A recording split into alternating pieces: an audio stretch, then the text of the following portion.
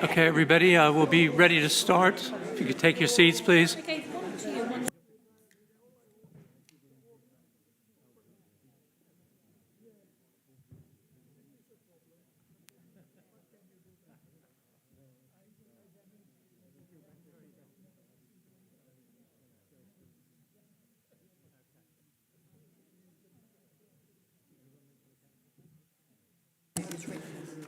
Are we ready to go, Al? Okay, great. So good evening, everybody. Welcome to this meeting of the Surbiton Neighbourhood Committee at Glenmore House. Particularly warm welcome to those members of the public with us tonight. I'm Councillor Tom Reeve and I'm chairing this meeting. In the event of an emergency and the sounding of an alarm, the emergency evacuation procedure is to leave the hall by the fire exit, which is the one behind you, and congregate in the car park. Anyone requiring assistance should remain in their seats and you'll be assisted from the building. Anybody who wishes to follow the agenda from their tablet or smartphone can do so by going to the Council's website and following the links to Your Council and Council meeting calendar. This meeting is being filmed for a live broadcast on the Council's YouTube channel, and an archived version will be available to view after the meeting finishes. The broadcast will be suspended during any adjournments in proceedings and if the committee resolves to consider information as exempt business. Members are reminded that microphones must be switched on and spoken into clearly for the broadcast. And please, can everyone present in the meeting also ensure that their mobile phones are switched off or in silent mode. So I'd like to start by inviting the members to introduce themselves, and I'll start to my right. Yes. Please go ahead. Good evening, everyone. My name is Jackie Davis. I'm a ward councillor for Berrylands. Good evening. My name's Anita Sharper. I'm the councillor in Berrylands ward. Thank you. Peter Hurley, councillor from Alexandra ward. Ian Manders, also a councillor from Alexandra ward and the portfolio holder for climate action, biodiversity and planning policy. Councillor Alison Holt, representing Surbiton Hill ward. I'm also deputy leader, and my portfolio holder area is communities, economic development and leisure. I'm Jogannathan of St Mark's and Seething ward, please. I'm Diane White, also St Mark's and Seething Wells ward and portfolio holder for children's services, including education. Mariana Gonçalves from Tolworth. Helen from Tolworth ward. Andrew Waldridge from Tolworth ward. Liz Green, St Mark's and Seething Wells ward. Okay, well, thank you very much, councillors. So we have a period of no more than 30 minutes for questions on matters relevant to the committee. We like to encourage questions to be submitted in advance so that officers have an opportunity to answer them, although that's not absolutely necessary. So I'll invite each person to ask one question, and you'll be given the opportunity to ask a supplementary question if appropriate, and any subsequent questions you may have will be considered only after other residents have had the opportunity to ask their first questions, if time allows. So I'll ask people to be as concise as possible, and please keep your question under 2 minutes. So we have Liz Mitchell and Simon Laycock, I believe. Yeah, thank you very much.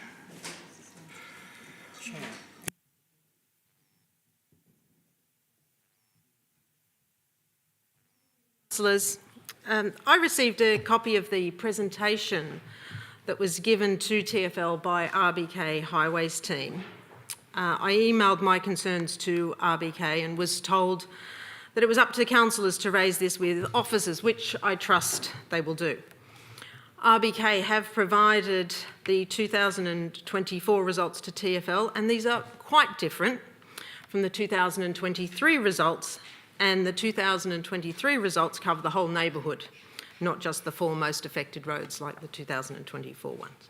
However, comparing the 2023 O&D with the 2024 O&D survey, some statistics which are particularly interesting. Vehicles entering Red Line Road, the Yule Road Junction, and exiting from the A3 Fullers Way North, a decrease in through traffic of 87%.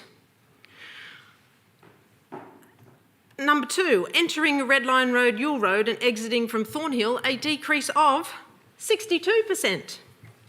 And entering Fullers Way North, the A3, and exiting Yule Road is a decrease of 60%. These are significant differences in data in a period of 20 months, even with the Tolworth roundabout, especially when you consider that the number of vehicles has risen by 6% in this time on these 4 roads alone. I can't see how 30 seconds. These numbers for 2024 can be correct. Where's these 2,000 cars gone? They all parked on the road. Based on the presentation, I believe RBK is not representing the local issues to TfL. The selective use of data supports my belief. Why not include the 2023 data? What assurances can you give me that I'm wrong? Okay, well, thank you very much for your question. As you did submit it in advance, we did speak to officers to get further information about this. The data submitted to TfL shows that the total amount of traffic entering Fullers Way North, it shows the amount of traffic entering Fullers Way North with 4 major destinations. The primary purpose of this exercise was to demonstrate to TfL the volume of through traffic turning left from the A3 into Fullers Way North. This information is crucial in determining the potential impact on the Tolworth roundabout should any proposed road closure or restriction be delivered. So consequently, the other destinations were not included in the count, as TfL has indicated that these figures alone were sufficient to fully assess the impact on the roundabout resulting from any restrictions imposed on traffic flow from the A3 into Fullers Way North. And regarding the use of the 2024 data, we previously shared that data with TfL. Following this, TfL requested that we wait until the completion of the roundabout works to gain a clearer understanding of the impact of any potential closure, and the 2 highway authorities therefore agreed on the collection of a new set of data. This data was then shared with TfL as agreed. As to the reliability of the data, I have no reason to doubt it. But if you have any concrete evidence about the unreliability of the data, or you wish to carry out your own survey, then by all means, you're free to share that with us. So I hope that answers your question. Thank you.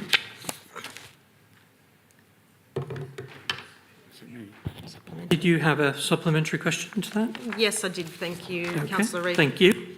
The data presented to TfL excludes all of the 2023 data, which covers the O&D results of all of the neighbourhoods. Data such as 36% of through traffic from Douglas Road exits from Thornhill Road, 28% of through traffic from Princes Road exits on Red Line Road, 39% of through traffic from Worthington exits from Tolworth Road, and 23% of through traffic from Ellerton and Cottrell exits from Thornhill Road. So again, valuable data that has been excluded from the TfL report. So I ask you again, can you give me any assurances that our issues are being communicated to TfL?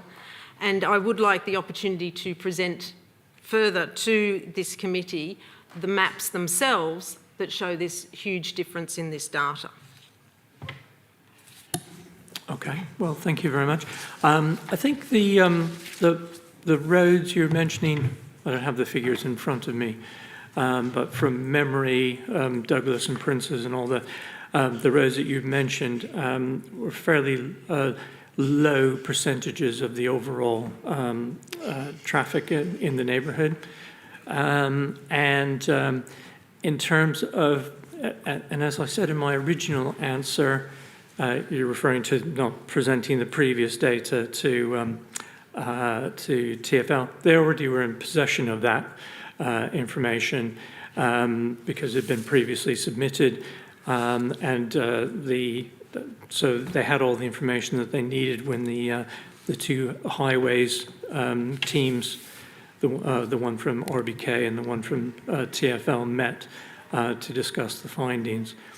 And again, it comes down to they looked at the data and said, and it was obvious from this that the reopening, well, not the reopening, but the completion of the works at the Tolworth roundabout had had a significant impact on the number of vehicles turning into the Fuller's Way North from the A3, and therefore, and the amount of through traffic, and therefore, the main conclusion was that if you were to impose even a partial restriction at Fuller's Way North, that would lead to unacceptable levels of peak time queuing at the slip road, the Tolworth Rise North, I believe it is. It would lead to unacceptable levels of queuing there, potentially vehicles queuing onto the A3, which would cause a hazard. And that's the reason that they've given us. So I think that answers your supplementary question. Could we take the next question, please? Start with this one. Thank you, Chairman. We have recently seen an increase in the number of large heavy goods vehicles and other trucks using Thornhill Road, Tolworth Road, and obviously Red Lion Road as well. These large vehicles make the roads unsafe for pedestrians and residents.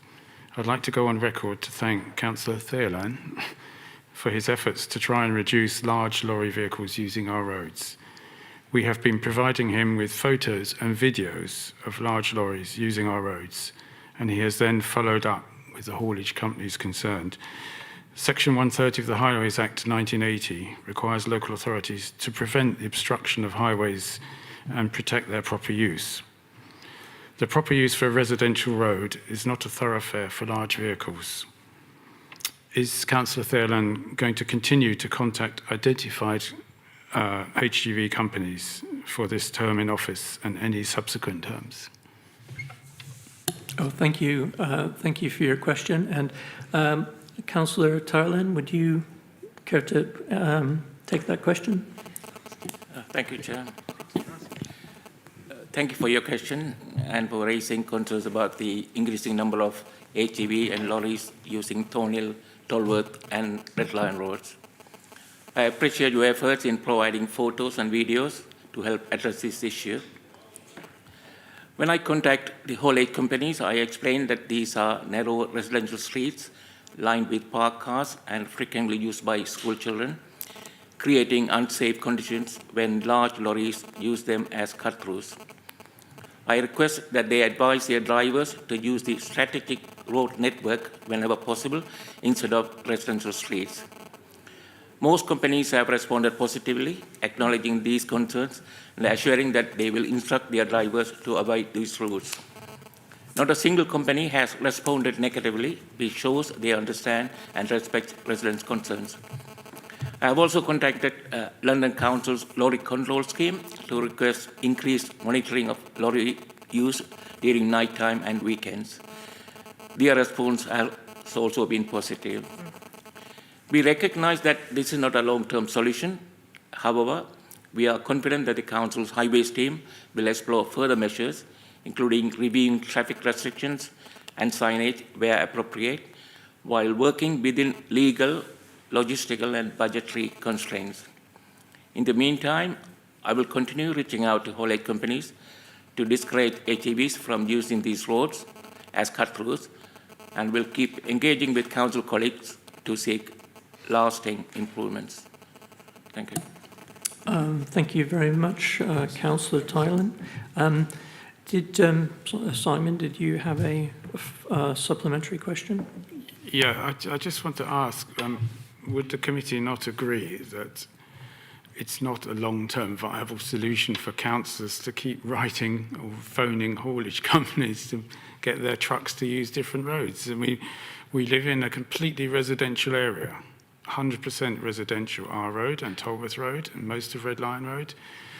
And the obvious long-term solution is to prevent through traffic and make them use the main roads that surround our neighbourhood. I'm sorry, and did you have a supplementary question? I'm sorry. Well, is the committee interested in a long-term solution rather than relying on councillors' efforts responding to individual photos and videos? Okay, well, thank you. Did you wish to follow up on that, Councillor? Yeah, you're right. Yeah, as I said, we had to find a lasting solution, and we continue to work with the highways team and do what we can to find a solution. But these things take time, but I'm sure we'll eventually get there. Thank you. Okay, well, thank you. Thank you very much, Simon. Do we have any other, before you leave, let me just ask, do we have anybody here else who wishes to ask questions during this time? No, it doesn't look like. So if you have some, I know you have some further questions, so you might as well stay where you are and ask your other questions, please. Thank you, Councillor Reeve. Just a point when you were mentioning about the traffic that's going into Fuller's Way North from the A3. In 2023, it was 3,308 in that 12-hour period. In 2024, it's 3,509. So it's increasing, even with the Tolworth roundabout. Okay. Okay. Well, thank you. No, that was it. Yep. Okay. Yeah. But my question is, under the core scenarios by the National Road Traffic Projections 2022, it states that minor road traffic will increase across the UK by 21% between 2025 and 2060. In our neighbourhood, based on the traffic data collected by RBK over the last 4 years and taking the average increase, the following roads will see that increase of 21% by 2026 for Thornhill Road, by 2027 for Douglas and Ellerton Roads, by 2028 for Malvern Road, by 2029 for Cottrell, and by 2030 for Tolworth and Red Lion Road. That's correct. All roads in our neighbourhood would have reached their 2060 target of an increase of 21% more vehicles than 30 years earlier than projections, at least 30 years. What plans does RBK have in place to address this issue now? Okay, well, thank you very much for your question. As I said, we have put these questions to officers to better understand the issue. It's very difficult to enter into speculation about future traffic levels based on historic changes in data.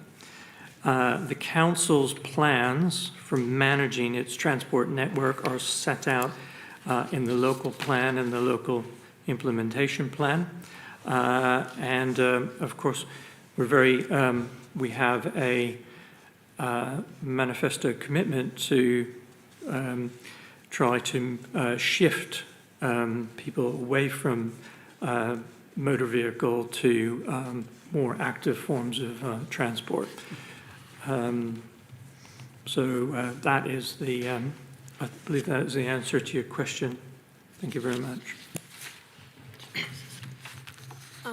Can I say supplemental to that one, please? Of course you may.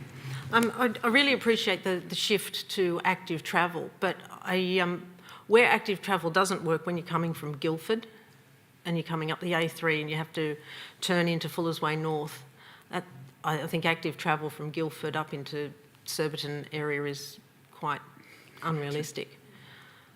So I think I strongly endorse active travel, but I think it needs to be partnered with a realistic approach in terms of that long-term people coming up from that Guildford A3 area and using our area as a rat run. So my question is, how are you going to address that issue when active travel is just not an option for those people? Okay, well, thank you. Thank you very much. I think this probably goes back to your earlier question as well about the data that was the latest O&D data that was prepared for TfL. But it showed a significant drop in through traffic in the neighbourhood. And the conclusion of the report of that study is that we were seeing the majority of the traffic was inbound into the neighbourhood. And of course, we would prefer people who are coming from Guildford to visit Surbiton or Kingston, would prefer if they were to use public transport. I believe there's some excellent train connections. But there's, given the restraints that are placed upon us by TfL, not wanting to close that junction, there's very little that highways can do. We would love to make a difference in the neighbourhood and reduce the amount of through traffic. We'd love to reduce the amount of traffic full stop, and you know, reduce car journeys. But within the constraints that we're operating in, that's extremely difficult, if not impossible. Thank you. Thank you. Did you have a just one quick one. Further question? Thank you, Simon. One quick one, Chairman. I've got one more. On many occasions, this committee has asked residents for ideas for traffic mitigations and improvements to the street environment. And last March, we provided 6 pages worth of suggestions, but we have yet to see anything materialise. So can you let me, or any feedback, can you let us know the current state of things? Okay, well, thank you very much. Yeah, I mean, I can confirm that the council and the neighbourhood committee have carefully considered the suggestions received. Our report from March 2024, the report from March 2024 that resulted in the production of 5 action points in the neighbourhood, was what came out of that round of consultations, and that work has taken longer than I would say I wish it had taken. I have not from lack of pushing on the to get the work done. But there's been one thing or another that has delayed the work. But we're getting close to finishing those works. Just recently, the slow markings were completed in the neighbourhood. We've completed the adjustments to the junctions at Thornhill and Hook, apart from one outstanding snagging issue, and the one at Thornhill and Douglas. We've the work to install the vivacity sensors has been completed, and data has been collected from that. And the SIDS, speed indicator devices for the uninitiated, are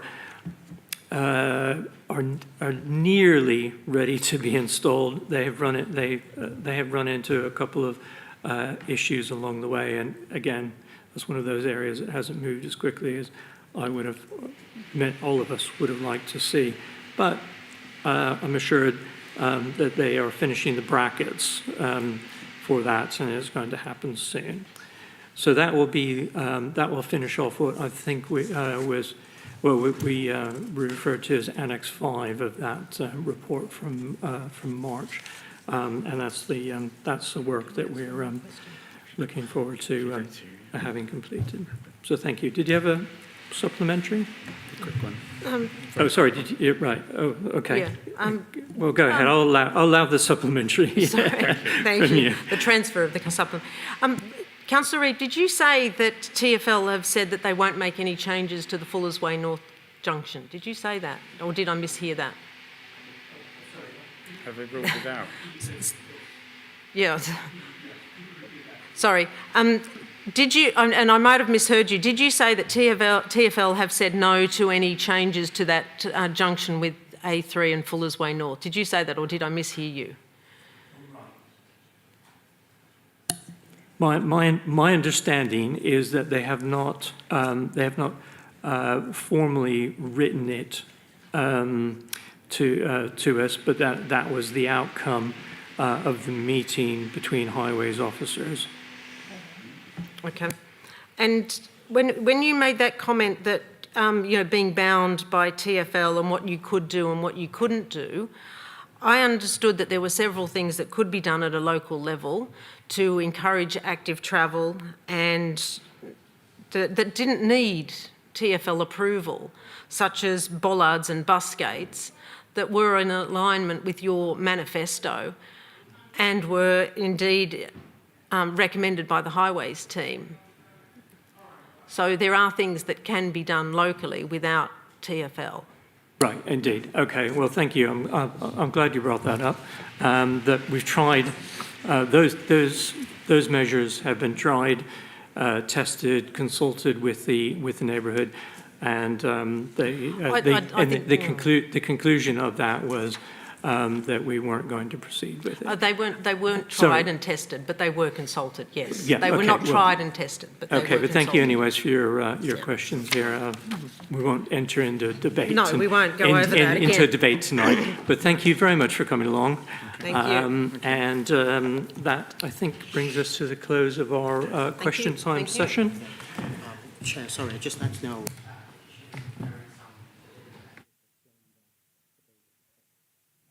A bit noisy, sorry for that. Okay, right.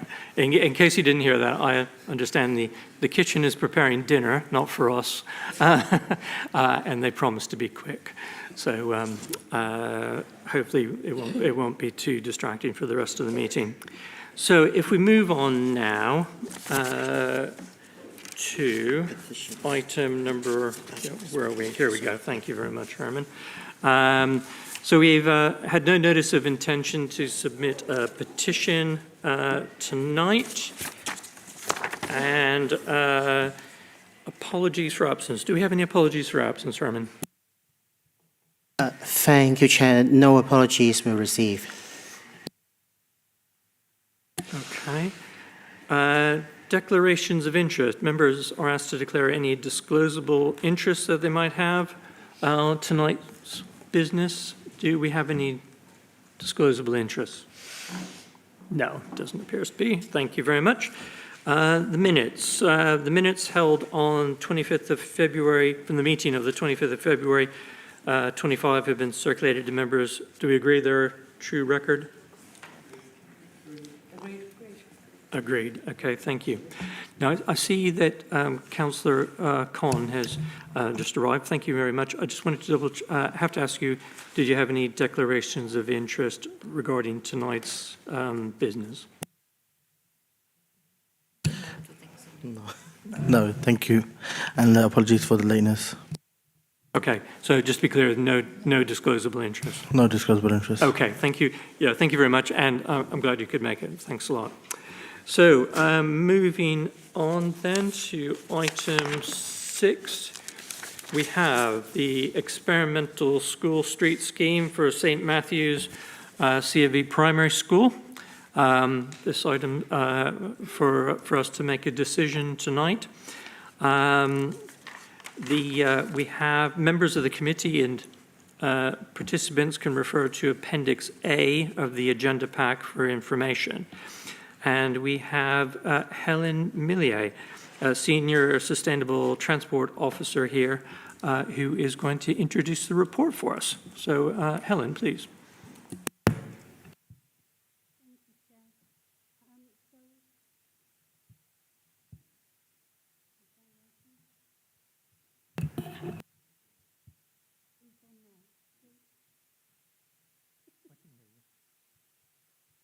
How's that? Yeah, cool, okay.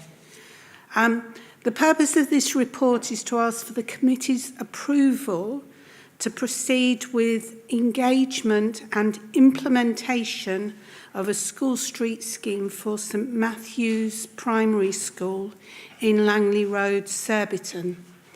The school street will be a timed closure for 2 periods during the school day, so Monday to Friday term time only, and those closures would be 8:15 to 9:15 and 2:30 to 3:30. During those times, residents and those other vehicles considered appropriate to be exempted from the school street would be permitted access into and out of Langley Road. But the purpose of this scheme is to reduce the amount of traffic using Langley Road as a cut-through between Brighton Road and Ewell Road. This would be the 11th or 12th school street that the Borough has successfully implemented. And we currently have 10 school streets operating successfully in the Borough. The committee is asked to resolve that the scheme is implemented under an experimental traffic order subject to early engagement with the community, according to the engagement plan outlined in this report. The experimental traffic order allows for the highways team to make adjustments to the scheme in the first 6 months of operation. And there is a requirement that we return a report to the committee within 18 months of the experimental traffic order commencing, with data for a decision as to whether or not to make the scheme permanent. We also ask that the committee delegate authority to the Director, Highways, Transport and Regulatory Services to confirm details of the scheme in consultation with the Neighbourhood Committee and relevant ward councillors. Okay, well, thank you very much, Helen. So at this point, I'd like to invite public comments. And I understand we have two members of the public registered to comment on this item. So you'll have 3 minutes, and Herman will let you know when there are 30 seconds left. And could I start by inviting Henry Volans, please, to come and speak.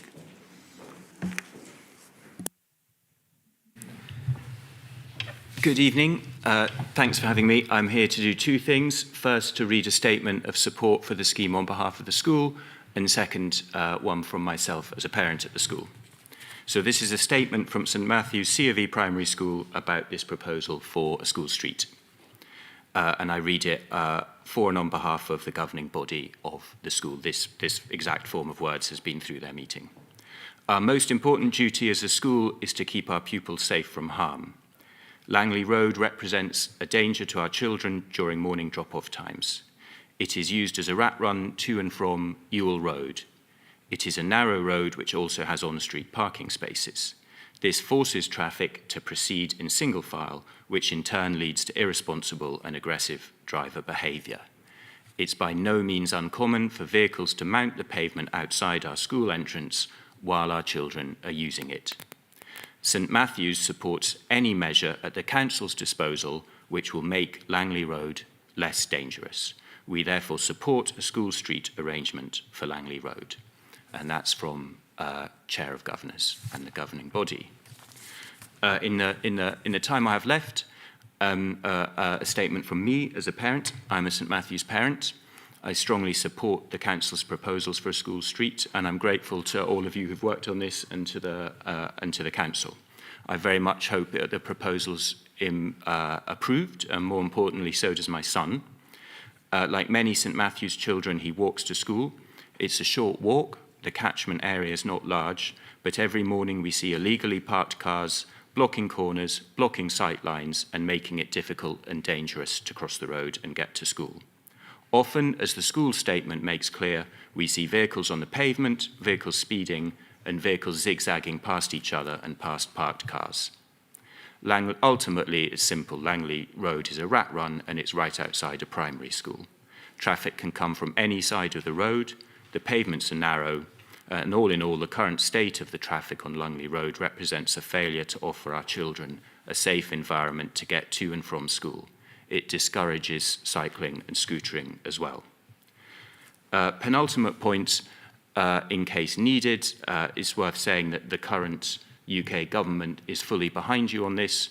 The statement on Gov.uk under the current government from November is very helpful and very clearly behind this. It's got interesting evidence that in the evidence on the Gov.uk page is of an overall decrease in motor vehicle traffic in the neighbouring streets as well.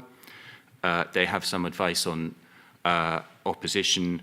I don't want to tell you what to say, but there is that, and they also debunk some myths and misconceptions about school streets. So to close, I've been talking to some of you, the school and the council about this for over a year, and other effective parents before me have been doing so for longer. You deserve a lot of credit for getting us to this point. I strongly support the proposal, which will improve life for hundreds of children and their families. This is the Surbiton Neighbourhood Committee, and I'm very confident that this proposal, if accepted, will improve the Surbiton neighbourhood. Thank you. Okay, well, thank you very much, Henry. Okay,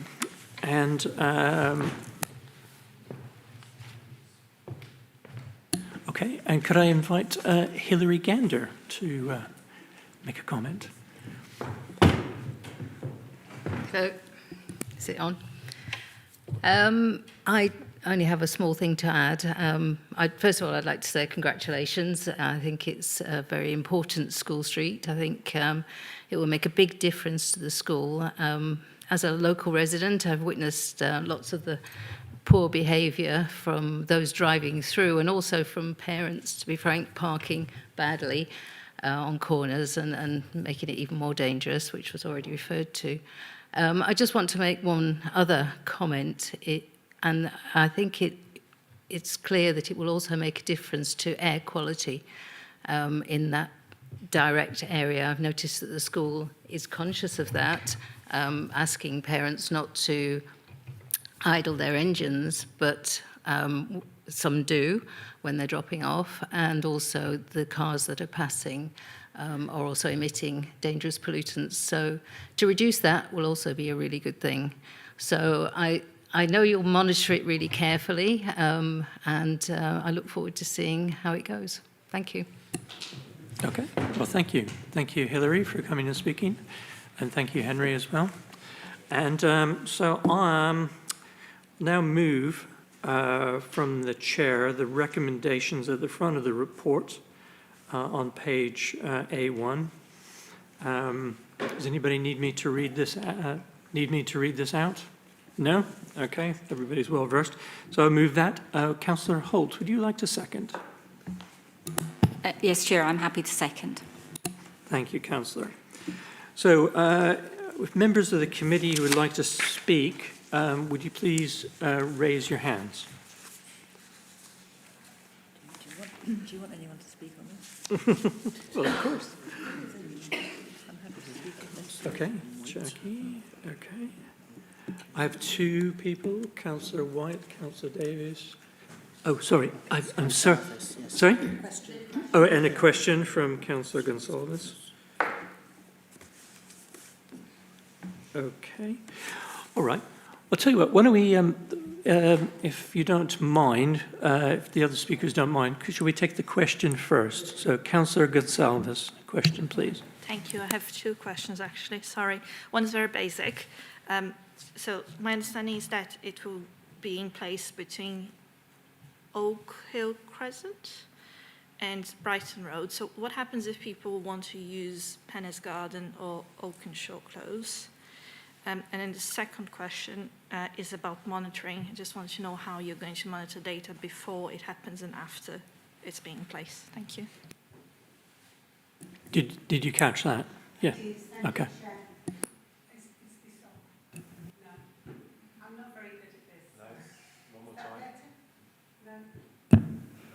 That's it. Okay. And now I've forgotten the questions already. I think it was the extent of the extent of the school street scheme. The diagram is shown in the report, and the extent of the school scheme is shown in yellow. The residents in Oakenshaw and Pennis Garden will be required to register their vehicles in order to ensure that they are able to pass into Langley Road or out of Langley Road during the operational times of the school street. We do this already for 10 existing school streets. This is something that we have established a system with the council's parking contractor. And in addition, although you haven't asked this, should any of the residents require carers to visit them during the time of the school street being in operation, provided that they can supply the medical evidence to illustrate that those residents require the services of a carer, the carer's vehicles would also be exempt.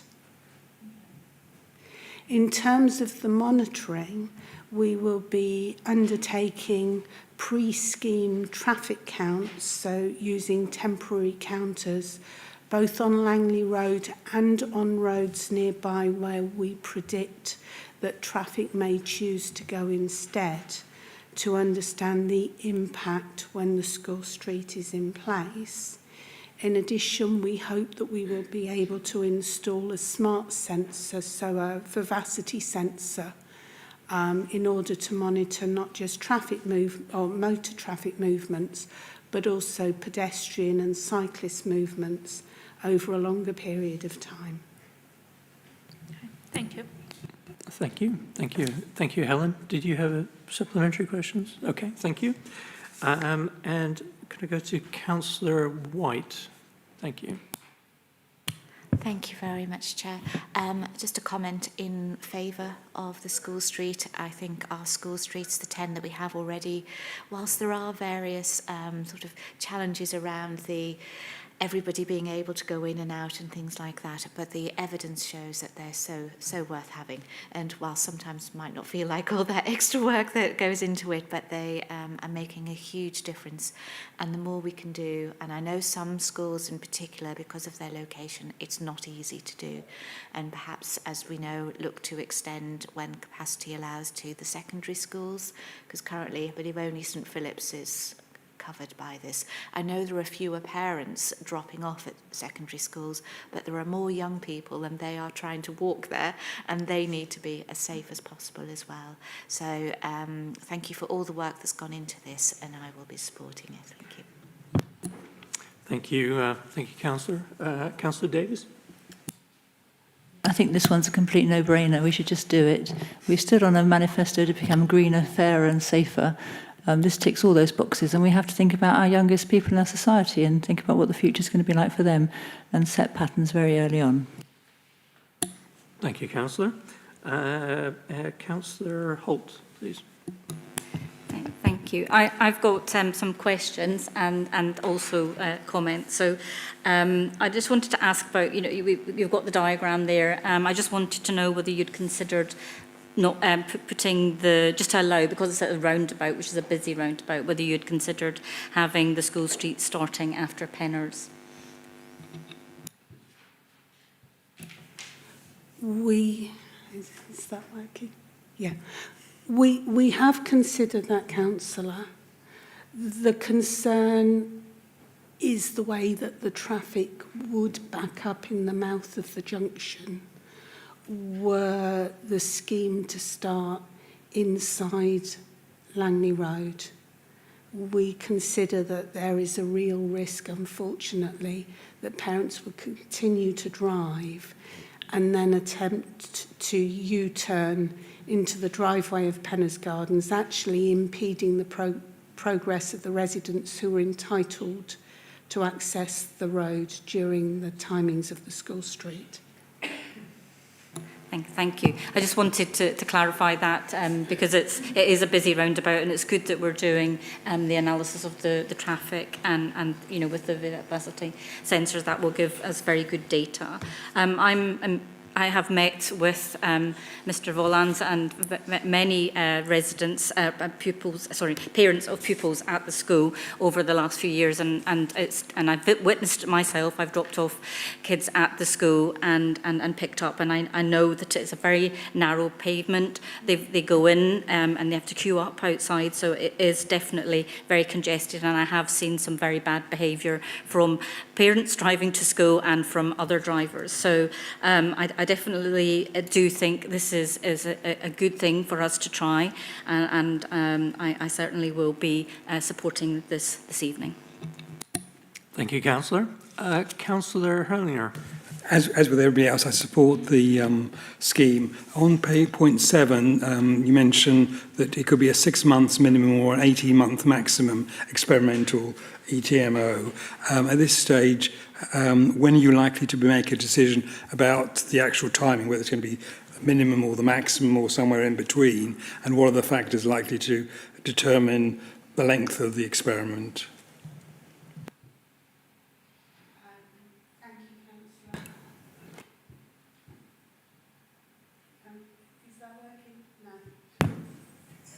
I don't think it's me. I think it's a dodgy one.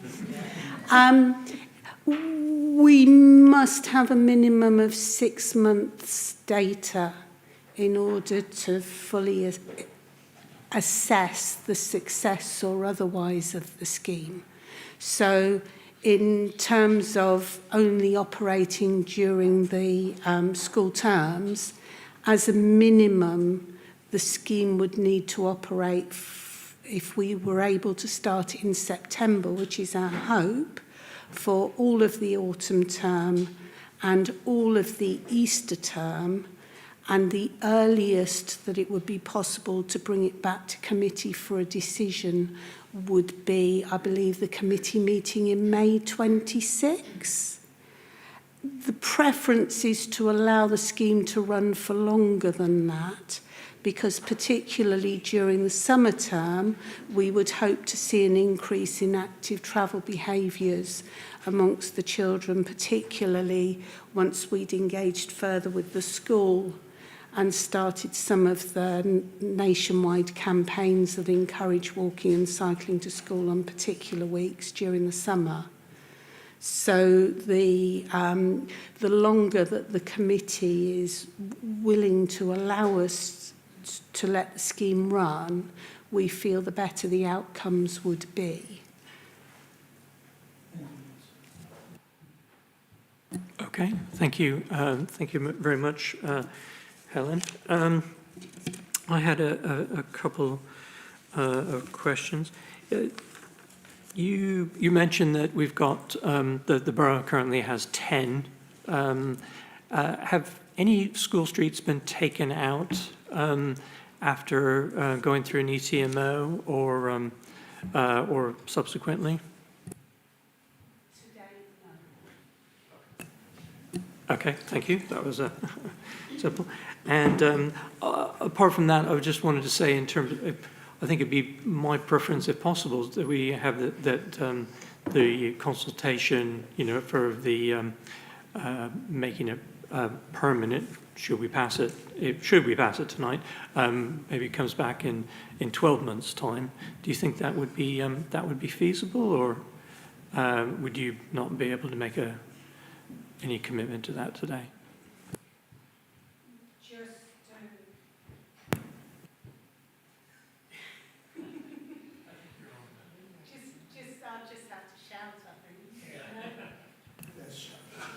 To clarify, 12, do you mean 12 months from today?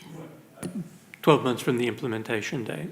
12 months, so we'd be talking about September 26. I would see that as being feasible. I'm not sure of the draft committee date around that time, and my colleague in Democratic Services could advise. Okay, no, that's fine. I've just been assured that we have opportunities every month, so that should be no problem.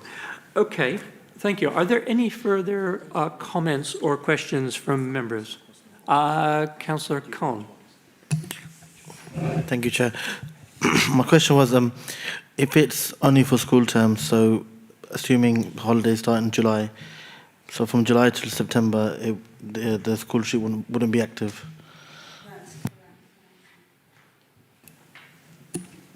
Okay, if there are no further questions or comments, should we go to the vote? Can we pass this unanimously, or do we need to vote? Agreed? Okay, terrific. That has passed unanimously. So thank you, councillors. Thank you to our residents who came and spoke here tonight, and we look forward to seeing this implemented in September. And thank you very much, Helen, for coming and presenting it, and for all your hard work. Thank you very much.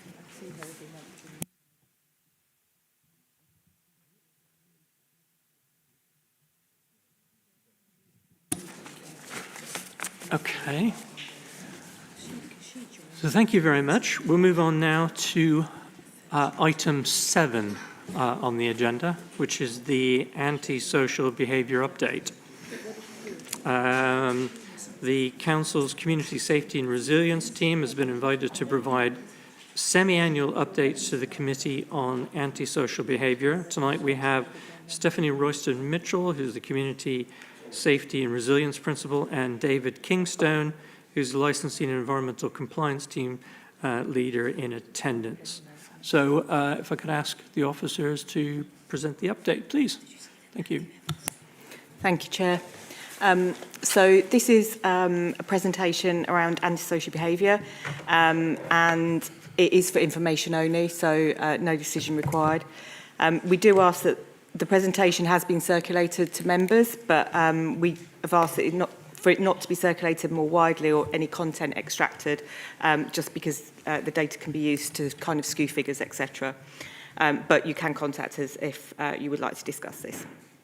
So the presentation will cover the Council's role in tackling antisocial behaviour in the Borough, data update on antisocial behaviour reported to the Council, and that covers reports made directly to RBK Landlord Services and also the Community Safety Team, reports made to regulatory services, and reports made relating to fly tipping.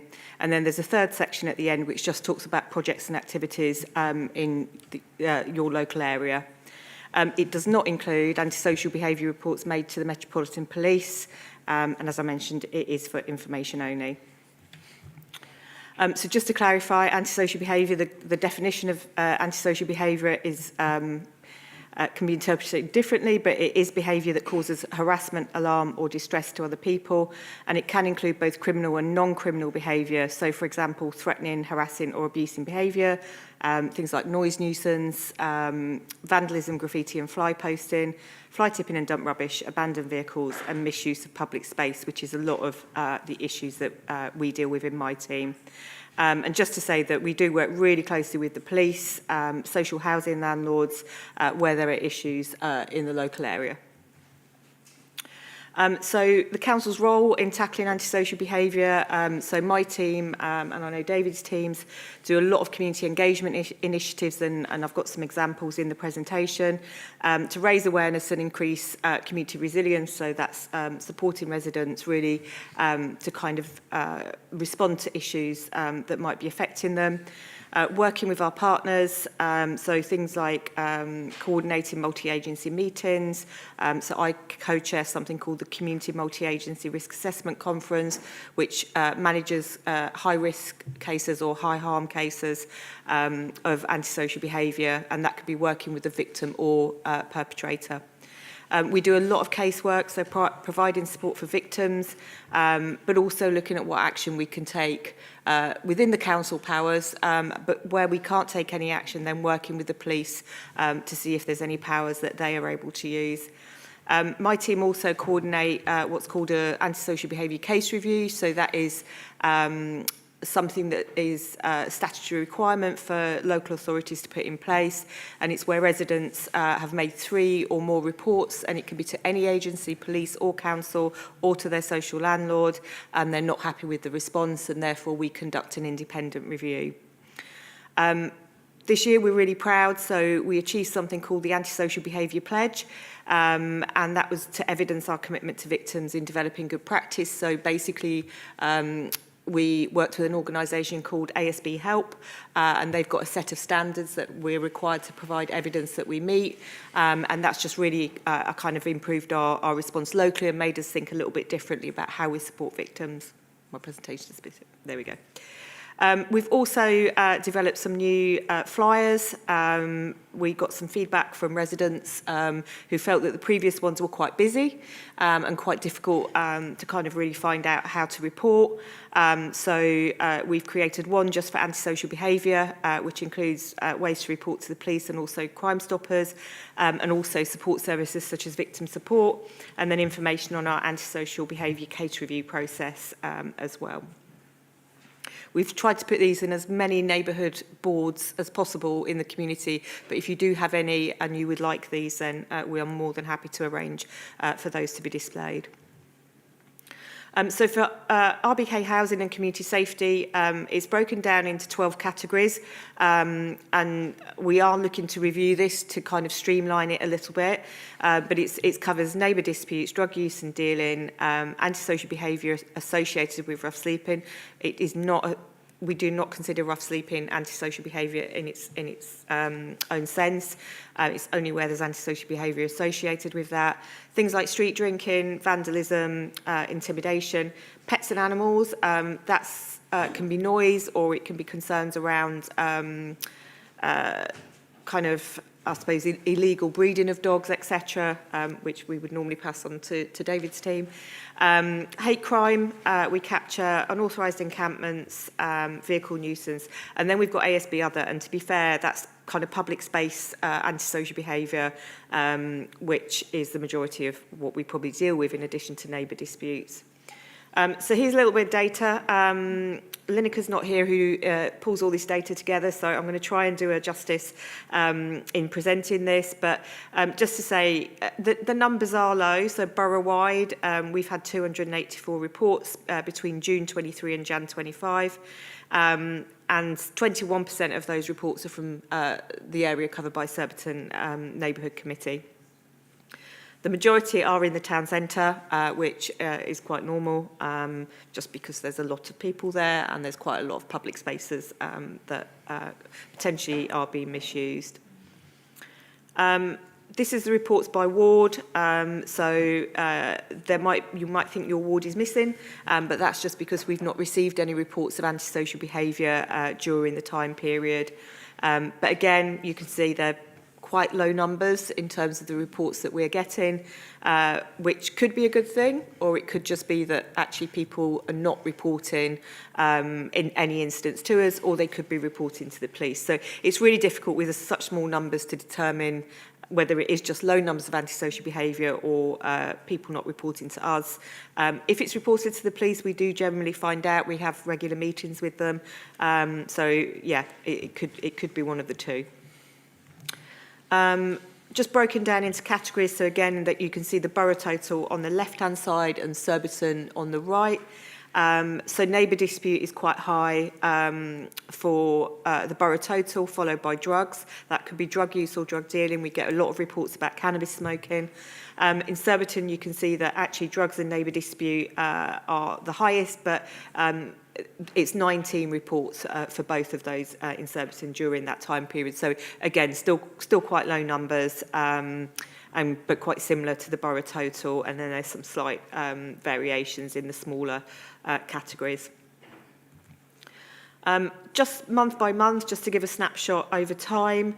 Again, what I would say about this is that it's actually really difficult to draw any themes or trends because of the low numbers.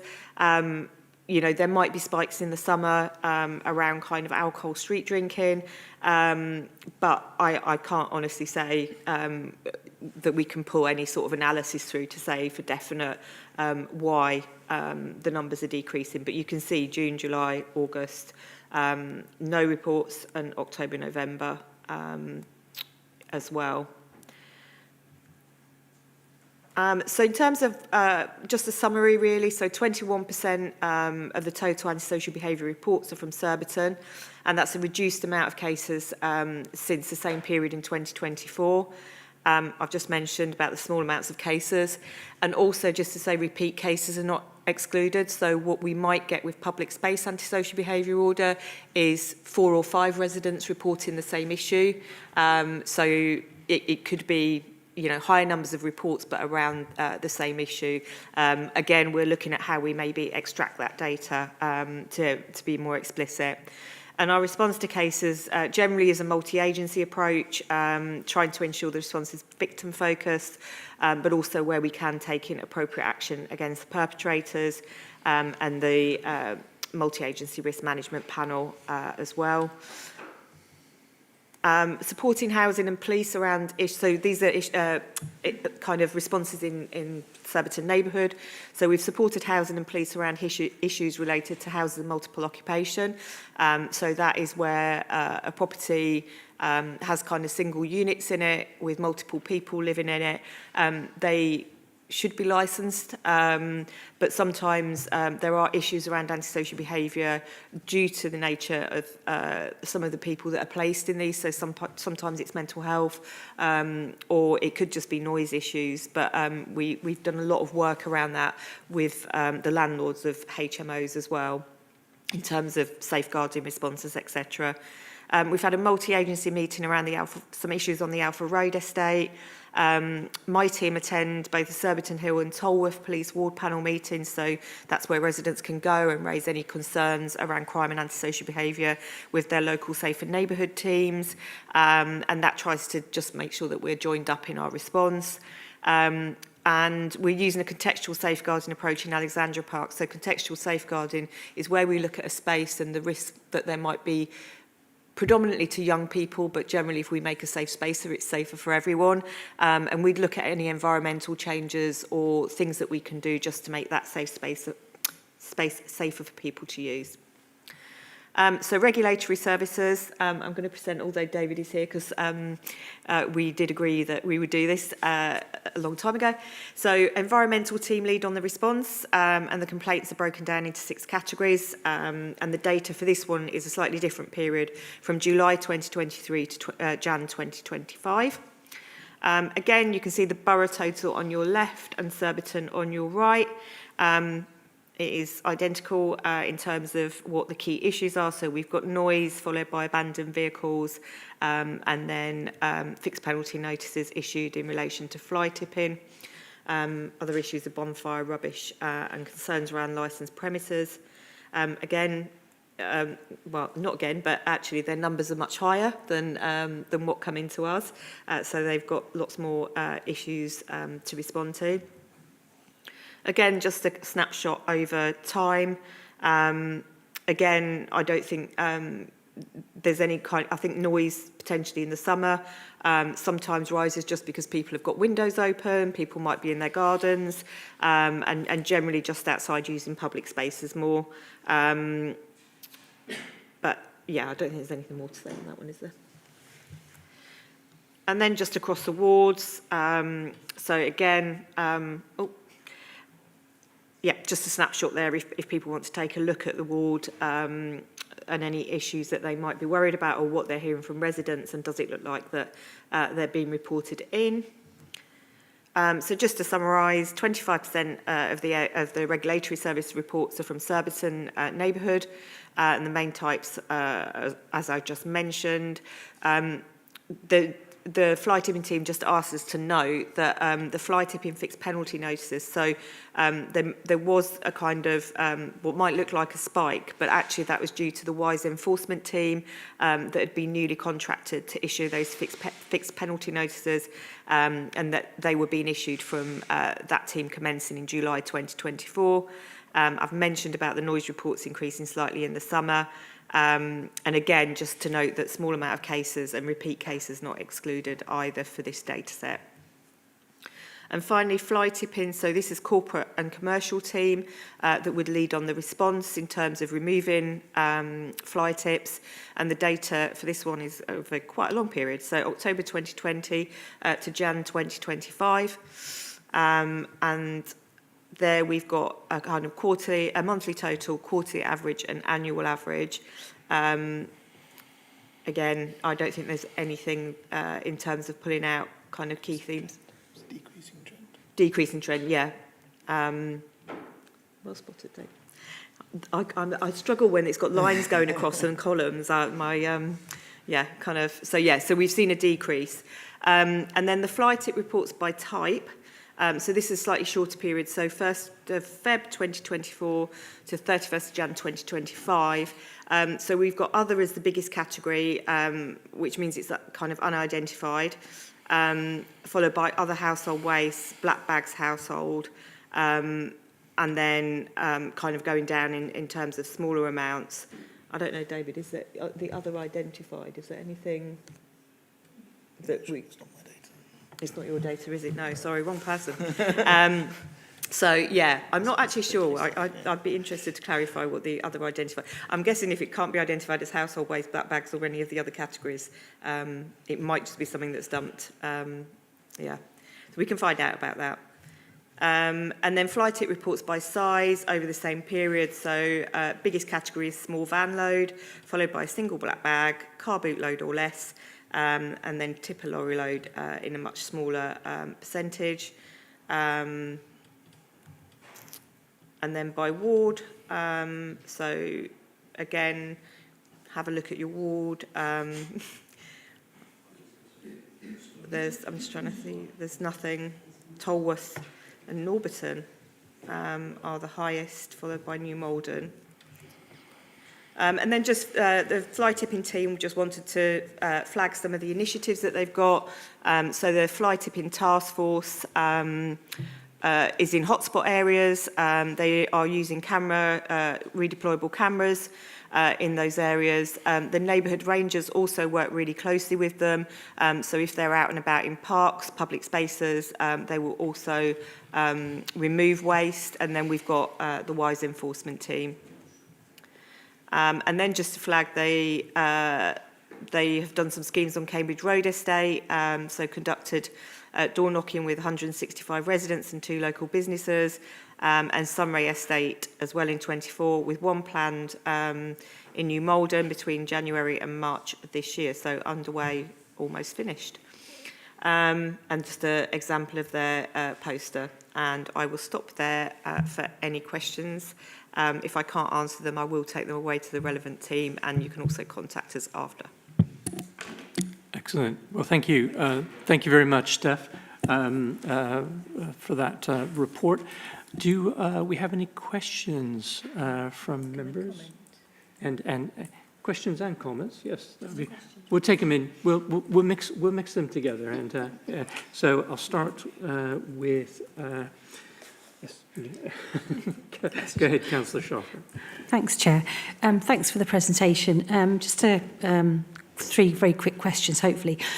Just really interested what the timeline is like from initial inquiry to when you talk about resolution, and is there a typical or average length of time that it takes. I'd be really interested to know that.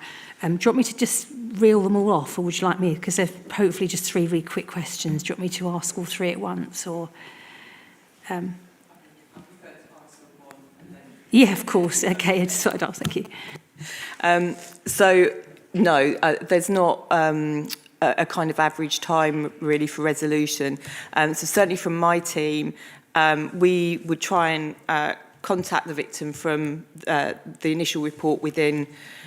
We do risk assess it. So for high risk cases, we would try and do it within 24 hours during kind of Monday to Friday. We do make it clear we're not a 24-hour service, and then we would follow up with them. For kind of lower risk cases, we would kind of look at a within 5-day response for that initial response. But yeah, there's no average time really in terms of finding that resolution. And the same sometimes with the multi-agency work, even when we put interventions in, it still doesn't actually have an impact on the behaviours. So, you know, it's then thinking around actually when does it cross that criminal threshold? Thank you.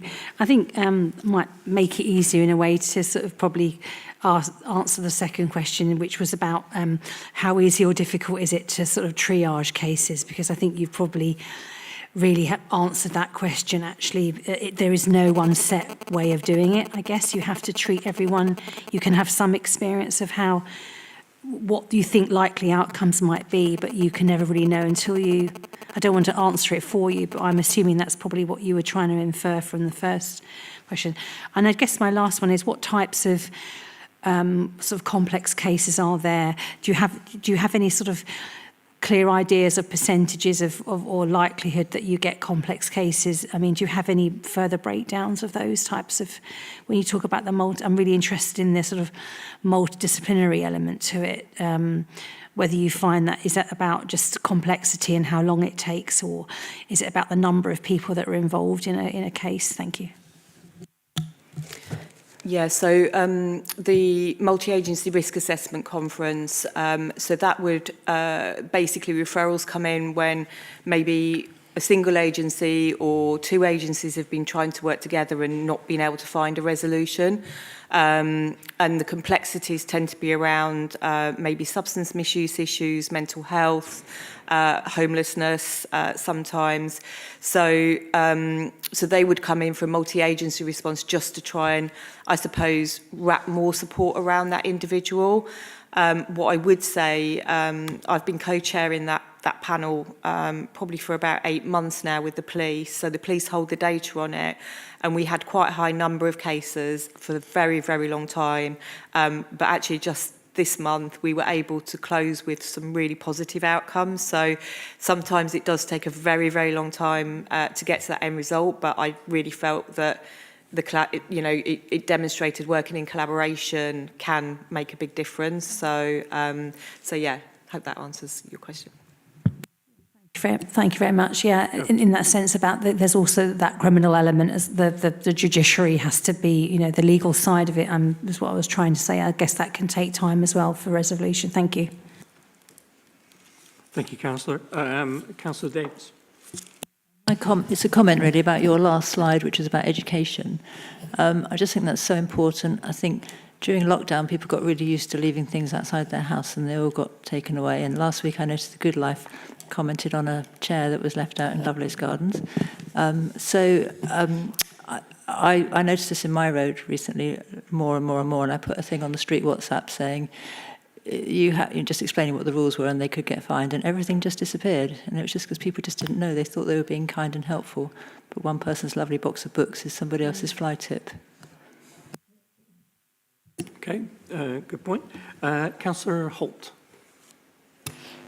Thank you for the report. I think it's really interesting. I know we all look to our own wards to see what's there, whether we're top of the pops or down at the bottom. But anyway, it's good to see. And so my question is probably about where the data is generated from. Is it particularly what I'm thinking of?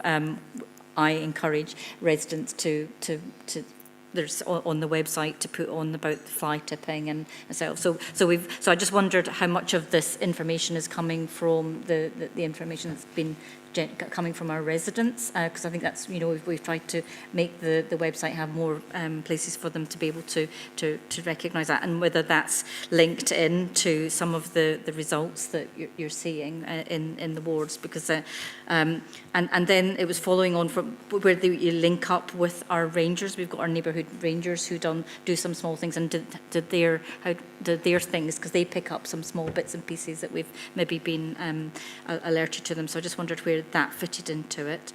And then, given what the information that you had on the fly tips, and going back to the top of the pops, but Tolworth, and I think, but they aren't on the list of where you've got initiatives. But I noticed it was the other side, which was Sunray before. So is there?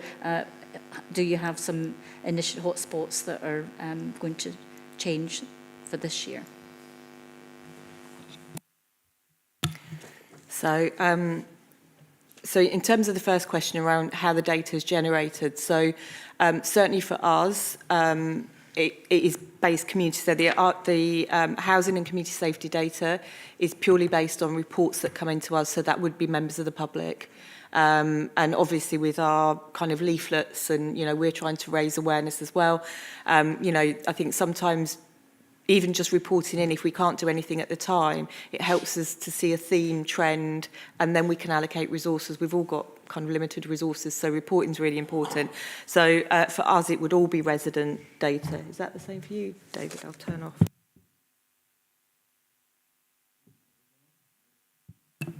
That one? Here we go.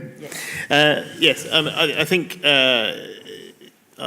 where we come in is with our enforcement team. We're investigating the sources of these fly tips and waste, and we have that through two approaches. We have a team of officers employed within the council and our contractors, who we call WISE. They're the Waste Investigation Support and Enforcement is their company name. That's why they're WISE officers, and they are out investigating some of the reports that are made to us by residents, but they also identify their own incidents. If they spot piles of waste on the side of the road or items left out in front of properties, they will stop and react to those. So some of the data that probably doesn't feed into that is kept by them and recorded on their system, and we can perhaps feed that into this process in the future. So I wouldn't say everything is generated. I think these numbers, probably yes, everything is what's generated by residents or member inquiries, and that's how they're recorded. But there's extra data out there as well where officers will have identified as they're driving past or walking past or dealing with. And I think you asked also about Rangers, didn't you? Do you want me to cover that one? Yeah.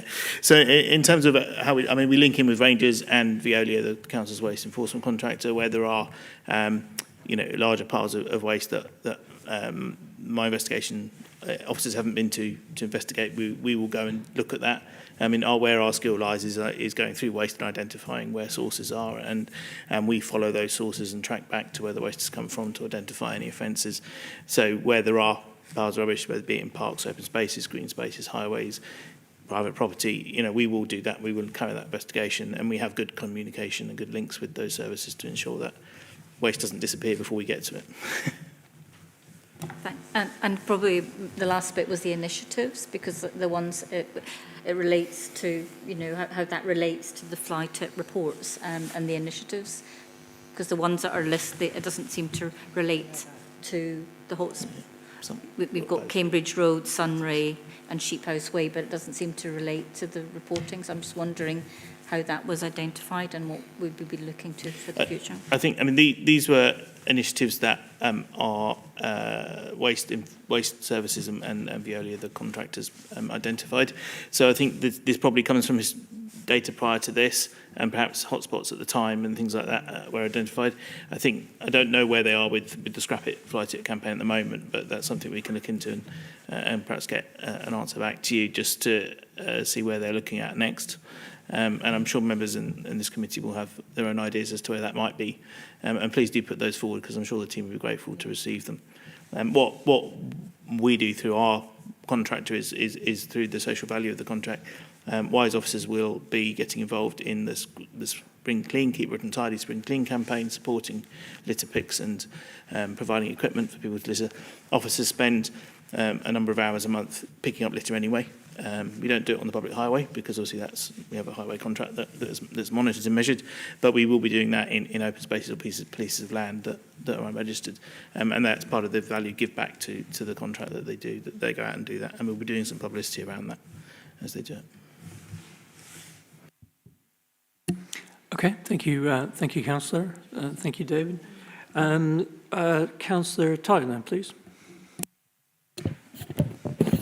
Thank you, Chair. Yeah, I see Tolworth on top on the fly tipping. It's very sad, but it is true. There are only about 7 or 8 hotspots in our ward. I regularly go around and report fly tipping. I've been trying to get a camera on one of the spots, which is the Swallow Park, where the traveller site is, and is known for fly tipping, mostly the builders' rubbish. Not only they fly tip on our land, and next to it is the TfL land. There's an underpass as well, sometimes rubbish on the underpass as well. I've been working with Richard Dean over a year about installing a mobile camera. I think what the issue was because it's a TfL land as well, they had to get access to power, they like to work with TfL, and the lamp post is on TfL land as well. So, but when it's over a year now, and that's really a bad spot, and most of the rubbish are the builders' rubbish, and it's not, sometimes green waste as well. At least about 3 or 4 times I report just from that spot. But there are other spots as well. So by deploying the mobile camera, catching at least 1 or 2 people and find them, I'm sure that will reduce. I'm sure in similarly other wards as well, there must be only a few hotspots. One of the reasons for these fly tip as well, the bins are left on the pavement. I mean, there are 2 places in our ward, one on Hook Road near the Cap in Hand, and the Fuller's Way North as well near junction with A3. And I wrote to the waste management, what they are saying is because the crew can't access the bins because there are flats, so they had to leave outside.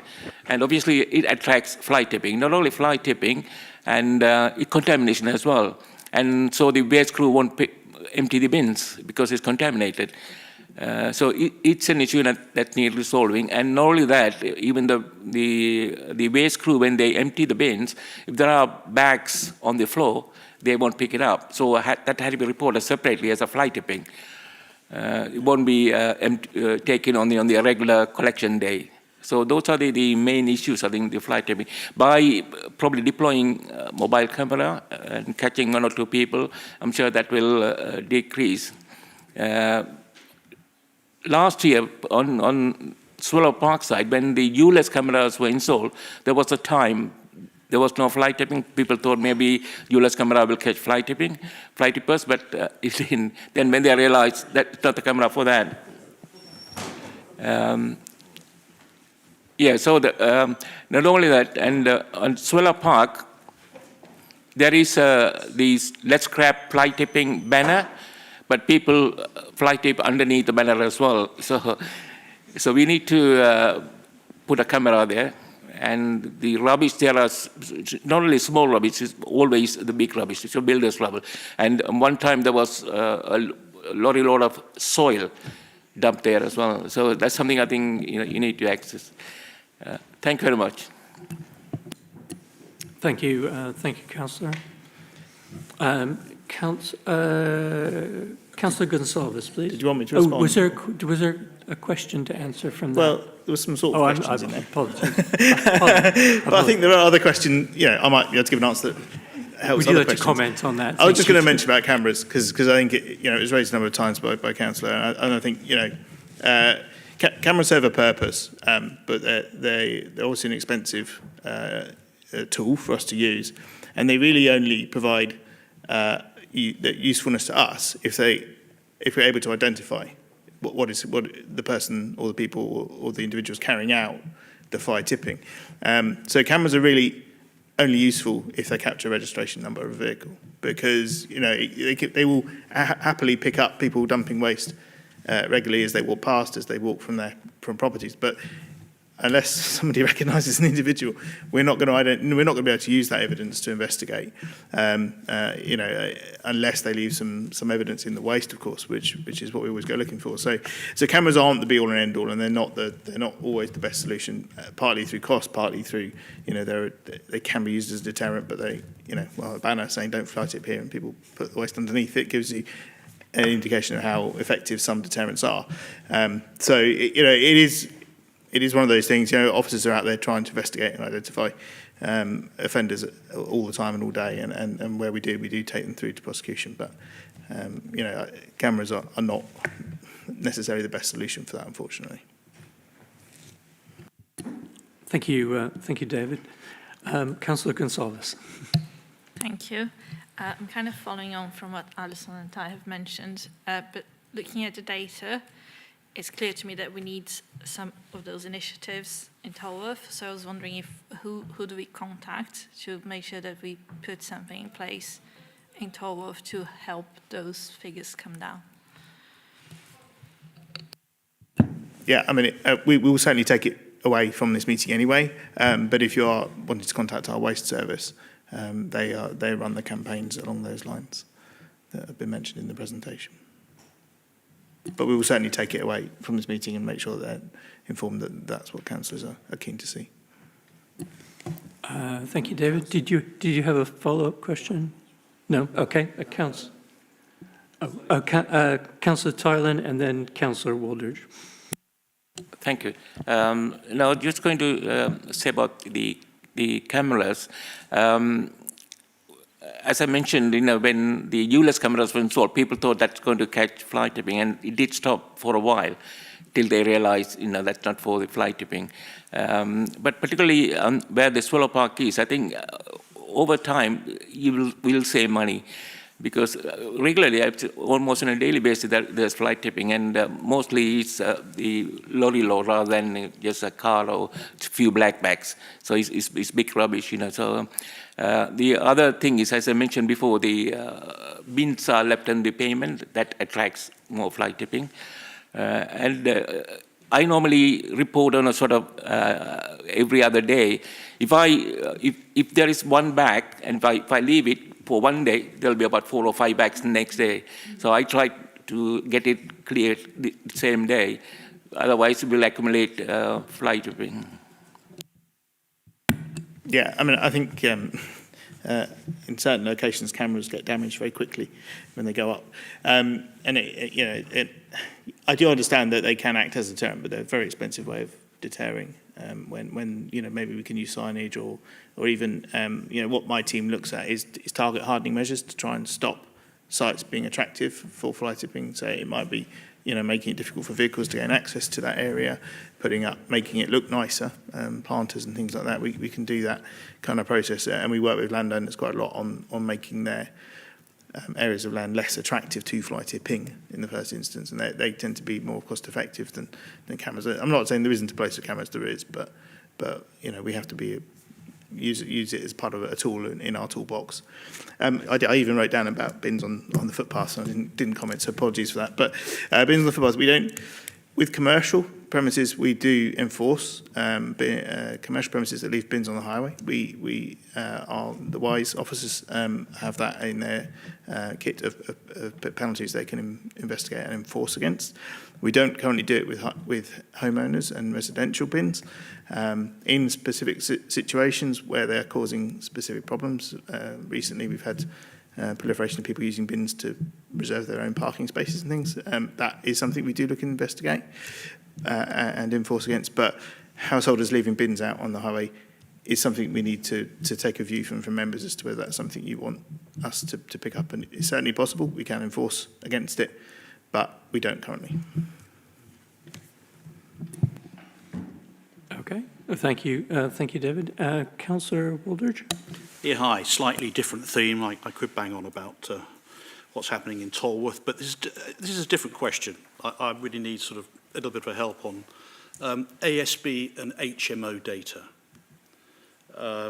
For instance, how many recent ASB incidents have been reported that are linked to HMOs in ward and across borough? Now, you're not going to have that information here now, but the question I really do have is what steps and recommendations can we do to address this problem that we have? Thank you. And I apologise for that because that's a bit of a left curve. Thank you. No, that's fine. So the ones that we're aware of, and we only know what we know, I would say there are small numbers across the borough.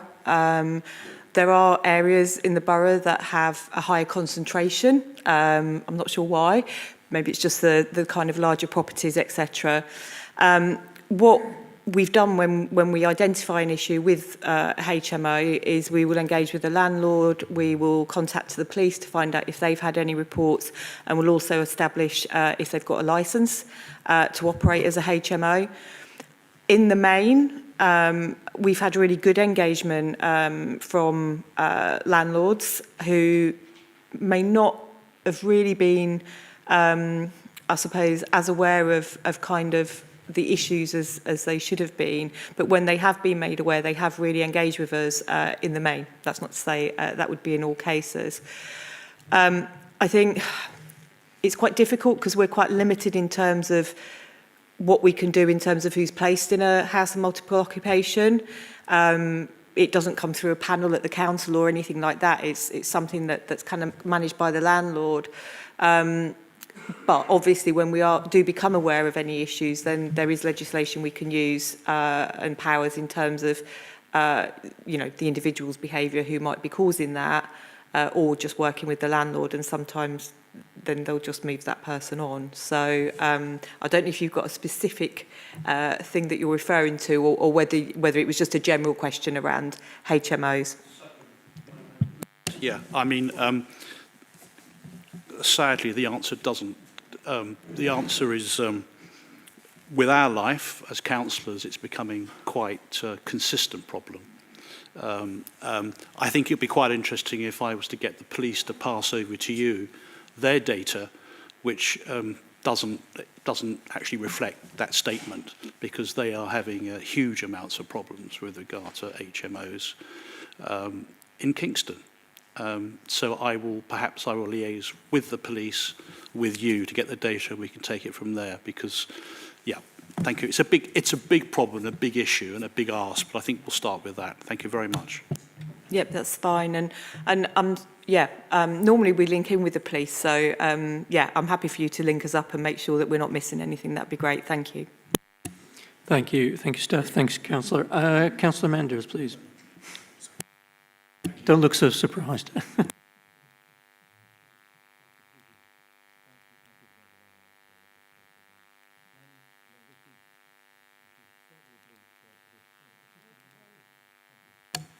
This is oblique to this subject, but related to it, and it's also related to a minute of the last committee meeting, which was about the withdrawal of the community payback service. So community payback is a scheme where ex-offenders can pay back to the community by helping with various community projects, and we've benefited in Kingston for nearly 200 hours of community payback activities in fact, in the Q3 of last year, which is October to December. So it was all going very, very well. They were working in Fishponds Park, helping clear the stream out there. They helped renovate a memorial bench in King's Promenade. They were removing weeds at Latchmere Recreation Ground, and they were taking part in the Beverley Park Rosebed project. Anyway, then it was withdrawn from the borough, and the reason they gave, this is from January this year, was that the participants must have toilet facilities on site for their own use, and that groups can only work from static sites in one day. So those are conditions which are very hard to satisfy, as you can imagine, Chair. This is obviously some of our parks have got public toilets, but apparently that wasn't acceptable, which, considering the state of our prisons and that many of them still have slopping out, as far as I know, by the residents of those prisons, it seemed a very strange demand from the probation service. So anyway, officers are going back to the probation service to see whether we can get them to change their mind. I have to say, you know, community payback works both ways. It's not only for the community, but also for the ex-offenders as well. You know, it's a way that they can do something constructive and they can feel valuable, and their work has been very much appreciated. So I thought it was useful to update you, Chair, on this tonight from an email I had from an officer today, and I just wanted to go on public record about our dissatisfaction really with the probation service and how they've withdrawn this service. Thank you. Okay, well, thank you very much, Councillor. Did you have anything to add to that stuff? No. Okay. Oh, right. Okay. And I'll come back to Councillor Tylan. Yes, go ahead. Thank you. Yeah, following from what Councillor Wooltrich said about HMOs. HMO is a big issue in Tolworth Ward as well. There are several HMOs. There's one particular one on Gladstone Road, which I've been reporting to the police and the council. They have 5 rooms or 6 rooms, and there are all sorts of different walks of life people there. But there have been drug issue, and the police arrested one person about 2 or 3 times. The fights at night, and the whole street complained. I wrote to the agent myself, and no response, and I got the council to write to them. They did say they will remove that particular person who's been causing most trouble by a certain date, and it hasn't happened. It still hasn't happened. But we haven't had. They haven't reported many issues to me. But I understand there's still the same issues there. But that's sort of residents sort of fed up and they don't complain much. But HMOs are an issue, particularly, you know, we don't have any, council don't have any control of the type of tenants who've been put there, and sometimes we don't have access to who the landlord is or who the agent is. So it's difficult, and even mostly the residents don't know when there's going to be an HMO because you don't need planning permission to have one. Or the only time they will know is when there are 6 rooms and when they have 6 people.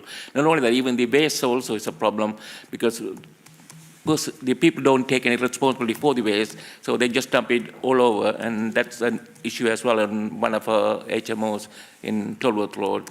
So I think something council need to look at. There are more and more coming up. Right. Okay. Thank you, Councillor. Did you wish to come back on any of those points? I don't think anything other than to say I'm happy to work with both councillors to try and establish, you know, where these properties are and what the issues are. Because yeah, as far as we may have had reports in, Lineker would be much better placed to answer. So I apologise if we had reports in, but I'll make sure that that's followed up after the meeting. Thank you very much, Steph. I had a couple of questions. Actually, one of them was on the it's a crossover question about HMOs and rubbish. So on the Alpha Road estate, we had a recent case. I won't name the property, but you may be aware of it.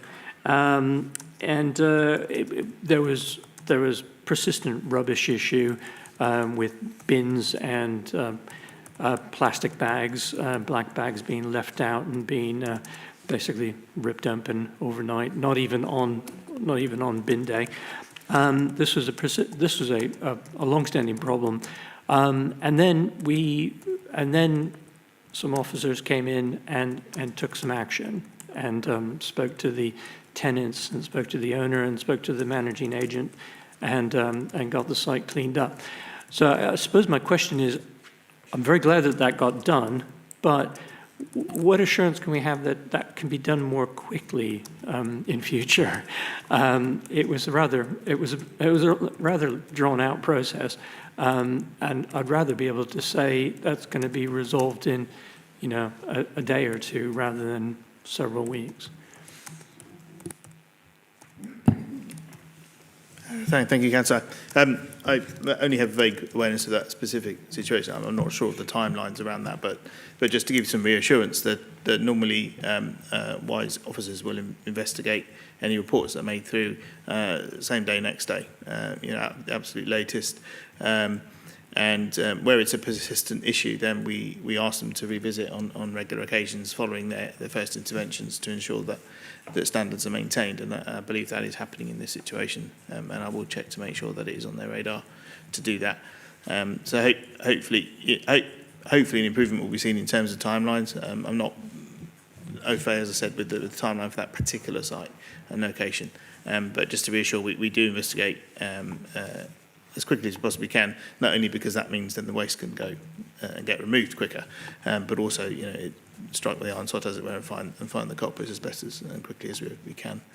We also work with the waste team, so where we identify, for example, that there are insufficient bins for the number of residents living in a building, we ensure that that information is passed back so the correct number of bins and the right type of bins are provided to those properties as well. And I think that has also happened in this location, which hopefully will elicit a positive response. Okay, so just to be clear and make sure I understand, so incidents of rubbish being left out and basically scattered all over the front gardens of private rented accommodation, that would come under WISE to go and investigate, or would that be somebody else within the council? Normally, first instance would go to WISE. So it would normally the report would be logged by the waste team and then referred through to us for investigation where it's not just a standard bins left out or put on the wrong day or something. So then it would come to WISE for investigation into fly tipping and or poor waste practices. So. Thank you. The other relates to over the weekend I reported a couple of times a fly-tipped fridge that was left on the pavement. First time I got a response back that said we couldn't find the fly tip, so I re-reported it. And the second time they came out and said, they said that they had cleared it, and I went out and had a look. They had removed a black bag that had been sitting next to the fridge, but the fridge is still there. Is there any special issue with removing refrigerators that are left on pavements? I think this is where two services collide to a degree. The waste enforcement team have a small vehicle that they are able to remove small amounts of waste, and they do that as part of their investigation. So as part of their investigation, they will attend perhaps 1 or 2, 3 black bags. They will open the black bags on site, on scene, identify any evidence inside where the sources of those, and then rather than leave those to be scattered around, they will just take those away, and we have an arrangement they can take them. They can't take white goods, they can't take refrigerators and things, and they are reported through to Veolia, the council's contractor, to remove. It is simply through manual handling, health and safety requirements, and also capacity of the small vehicle they have to put waste into. Some fridges are bigger than it. It's they will take the black bags and some other items. They're given discretion to make a judgment as to when too much is too much for them to take, and they just call that into Veolia, our contractor, to go and remove. So I would hope that fridge is on the system, ready to be removed, but if you just want to drop me a note of where it was, I'll get that checked as well to make sure. Okay, thank you very much, David. Do we have any further comments or questions on this item?